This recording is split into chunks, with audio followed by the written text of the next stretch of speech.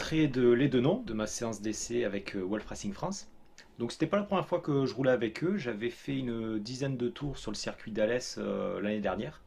Et là, disons, c'était une séance plus longue où j'ai pu un peu plus prendre en main le véhicule. La Thunder, sur le papier, c'est 380 kg, 200 chevaux, à peu près une tonne d'appui aérodynamique. Donc ça en fait un véhicule vraiment monstrueux. Et du coup, j'ai eu l'occasion d'essayer cette voiture sur le circuit de Lédenon voilà, pour m'entraîner, pour la prendre en main. J'ai pu faire pas mal de tours, même si bon, la séance s'est un peu écourtée, j'expliquerai plus tard. Le circuit de Lédenon, c'est un circuit qui est vraiment spécial, qui est extrêmement vallonné. Il a été construit dans les années 70 sur un terrain de motocross. Donc c'est ce qui explique, qui fait que ça monte, ça descend. Il y a beaucoup de virages aveugles, il y a plein de virages très spéciaux. Pour vous décrire un peu les endroits, on va dire, forts en émotion du circuit.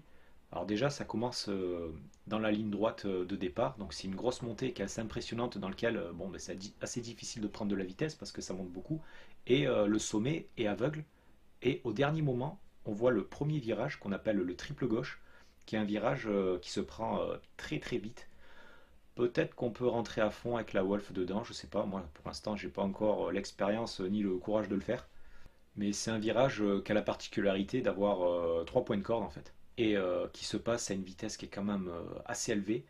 Et du coup, comme la Wolf, c'est une voiture avec des appuis aérodynamiques, donc ça veut dire que plus elle va vite, plus elle a d'adhérence.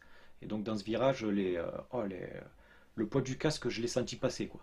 Là, au fur et à mesure que j'enchaîne les tours, j'avais l'impression que la voiture prenait du roulis, alors que la voiture, elle est plate, elle est super raide, elle risque pas de prendre du roulis. C'est mon casque qui prenait du roulis.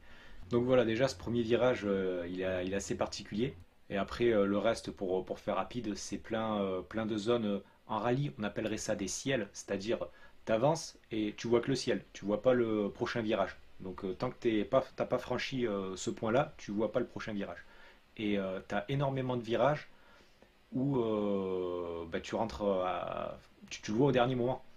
Il y a même un virage dans lequel je me suis fait piéger à la fin de la session, où en fait, il faut commencer à braquer avant de voir le point de corde. Donc c'est vraiment un virage compliqué quand on ne le connaît pas par cœur. Donc voilà, hein, beaucoup de zones aveugles, des zones qui se délestent, des grosses montées, des grosses descentes. C'est vraiment un circuit compliqué et peut-être pas idéal pour apprendre une nouvelle voiture, surtout performante comme la Wolf. Je suis content de mon roulage, même si tout s'est pas passé comme prévu à la fin. J'ai pu prendre quand même pas mal d'expérience dans une voiture avec de l'appui aéro et ça c'est vraiment spécial à conduire quoi. Ça a tellement d'adhérence, c'est aucune voiture sans appui ne peut tenir une monoplace. C'est vraiment quelque chose de spécial et c'est vrai que les premiers tours, ton cerveau il comprend pas, enfin ton oreille interne plutôt, elle comprend pas ce qui se passe quoi. Elle voit le décor défiler sur la droite ou sur la gauche et il y a des sensations bizarres quoi. Donc il y a un temps d'adaptation en fait et souvent moi je me dis que faut rouler jusqu'à ce qu'on ait plus de sensations en fait. Et à partir de ce moment-là, on peut vraiment se concentrer sur le pilotage. Donc sur un véhicule performant comme ça qui donne beaucoup de sensations, faut quand même beaucoup rouler quoi pour s'habituer bah, aux jets latéraux, hein. Tout ce qui est accélération, bon ça va, on s'y habitue vite. Les freinages, on s'y habitue, mais mine de rien, faut être courageux et faut bien sentir les freins. Je me souviens à mon premier essai à Alès, c'est un véhicule qui freine extrêmement fort et comme je suis pas habitué à ça, et c'est vrai qu'au début, bah, tu freines comme tu freinerais avec une voiture, donc tu freines 10 ans trop tôt. Et donc tu sais que tu peux freiner plus tard puisque tu as la puissance. Mais quand tu freines plus tard, tu as l'impression, tu te fais peur, tu as l'impression que tu vas arriver au bac. Alors que non, tu as largement de la marge. Et ça, faut s'y faire pour retarder petit à petit son freinage en fonction de ses émotions et des capacités de la voiture pour jamais freiner trop tard non plus. Donc le freinage, c'est quand même un coup à prendre hein, quand c'est si puissant. Et finalement, l'objectif de la journée pour moi, c'était d'essayer de m'habituer un peu aux jets latéraux. Et je suis assez content, je pense que je m'y suis plutôt bien habitué. Alors peut-être que la gym y est pour quelque chose, hein, parce que c'est vrai qu'en gym j'ai tout le temps la tête en haut, en bas, à gauche, mon oreille interne elle bouge dans tous les sens. Et donc j'ai l'habitude un peu d'être secoué.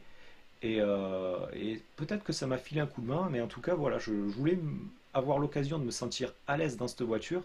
Et je pense que c'est un point que je suis pas si loin de remplir, hein.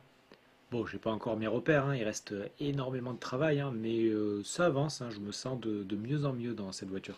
Pour vous parler un petit peu de ma séance de roulage, donc bon déjà je suis content, j'ai pas calé.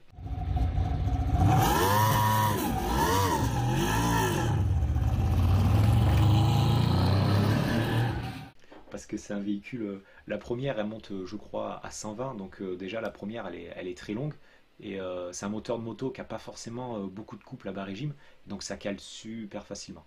Bon là du coup c'est vrai que j'ai l'accélérateur un peu sensible, enfin non pas moi mais la voiture, l'accélérateur est un peu sensible, et dès le démarrage hop là j'ai rupté, mais c'est bon, c'était pas volontaire, c'est je me suis fait un peu surprendre par la sensibilité de la pédale, mais au moins j'ai pas calé.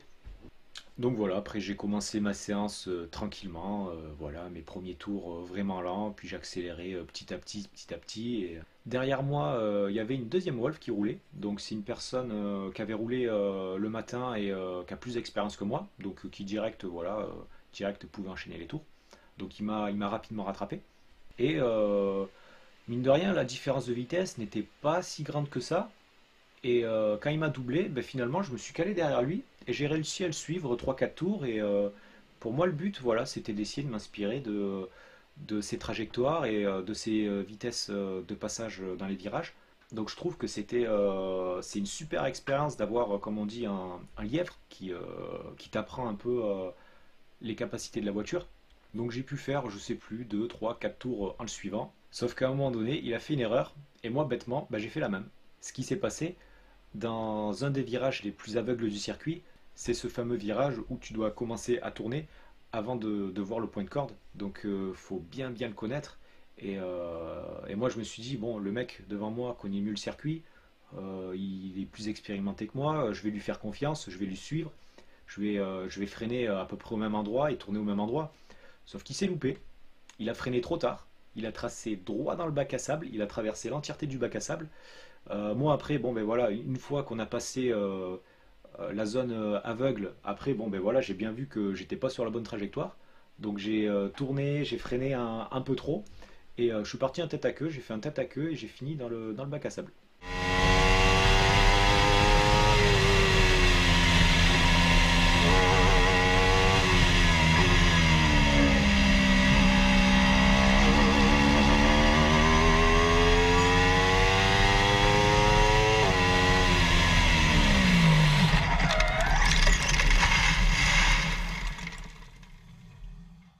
Donc je me suis fait avoir hein, par ce piège que je découvre, hein. Donc c'est à la fois un virage aveugle et en plus un lièvre qui se croûte et que moi je suis bêtement.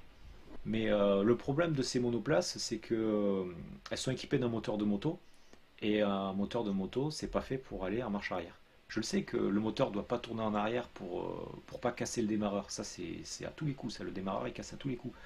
Et, mais sur le coup, moi, dans ma tête, je me suis dit, attends, l'arrière commence à décrocher. J'ai pas l'angle de braquage suffisant pour me rattraper.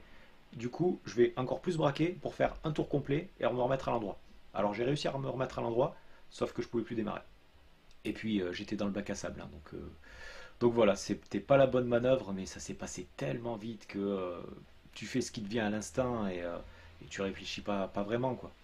Donc moi mon instinct c'était d'essayer de faire un tour complet et puis de repartir. Mais c'est pas la bonne solution avec cette voiture, hein. Avec cette voiture, ce que j'aurais dû faire, c'est planter les freins complètement pour bloquer les roues arrière et empêcher le moteur de tourner dans l'autre sens.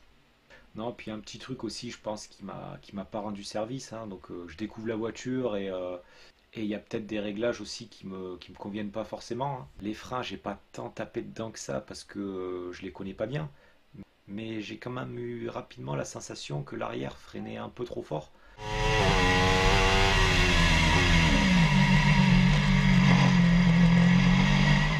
Et je pense que ça a participé au fait que je fasse un tête à queue. Enfin voilà, hein, je vais pas accuser la voiture, hein.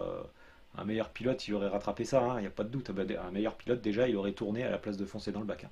Et il n'aurait pas suivi bêtement le mec devant lui, quoi. Mais voilà, c'est pas très grave, ça fait partie de l'apprentissage et voilà, maintenant c'est quelque chose que je dois plus reproduire et au moins ça me permet d'apprendre que les têtes à queue c'est interdit avec cette voiture. La chose qu'on m'a conseillé aussi pour éviter de casser le démarreur, c'est si tu vois que tu fais un tête à queue, vite tu débrailles. Sauf que je freine du pied gauche. Une monoplace en général, on est plus à l'aise en freinant du pied gauche. ça permet d'être plus réactif. Sauf qu'en freinant du pied gauche, pour aller sur l'embrayage, c'est compliqué, quoi. C'est surtout que ça se passe en une fraction de seconde. Si j'avais eu le réflexe de le faire, je sais même pas si j'aurais été assez rapide. Mais ouais, c'est dommage, hein, ça m'a un peu raccourci la séance. Et sur une première séance d'essai comme ça, moi je m'étais dit, c'est interdit de se sortir, donc ça me fout un peu les boules quand même. Et d'un côté, c'est un véhicule tellement performant que on peut très vite se faire surprendre. J'ai pas encore mes points de freinage, je sais pas exactement où freiner parce que j'ai du mal à sentir les blocages de roues. On les entend pas et on les sent pas vraiment dans le train avant. Dans le train arrière, bon ben ça se met en crabe donc ça on le sent. Mais c'est pas évident avec ces pneus hein, de sentir les limites.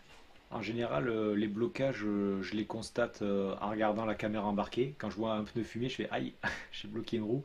Mais moi, du point de vue pilote, je les vois pas fumer les roues parce que je suis assis beaucoup plus bas que la caméra. Du coup, j'ai même pas cette indication pour me dire là, t'as bloqué une roue. Enfin voilà, c'est une voiture qui va très très vite, hein. C'est sans aucun doute la voiture la plus rapide que j'ai pu essayer. Et dans ce genre de situation, ben, il faut toujours du temps pour apprendre à connaître le véhicule. Et voilà, hein, donc j'ai hâte de la prochaine séance. Et la prochaine, faut pas qu'il y ait de bac. J'ai plus le droit à ça. Merci à Seven Collier Express pour son soutien. On a des très gros objectifs pour l'année prochaine. Vous aussi, n'hésitez pas à me contacter pour devenir partenaire et rejoindre l'aventure. Et bien sûr, merci à toute l'équipe de Wolf pour avoir rendu cette journée possible. N'hésitez pas à me suivre sur ma page Facebook et ma page Insta, donc c'est Flux d'adrénaline. Moi, ça me rend plus crédible dans ma recherche de partenaires et ça me permet aussi de continuer à faire des vidéos qui, j'espère, vous plaît et j'espère vous régaler prochainement dans d'autres vidéos sur d'autres circuits, dans d'autres conditions et bientôt en course, j'espère. Et là, il y aura des choses à dire, hein. Il y aura beaucoup plus de choses à dire. Ciao!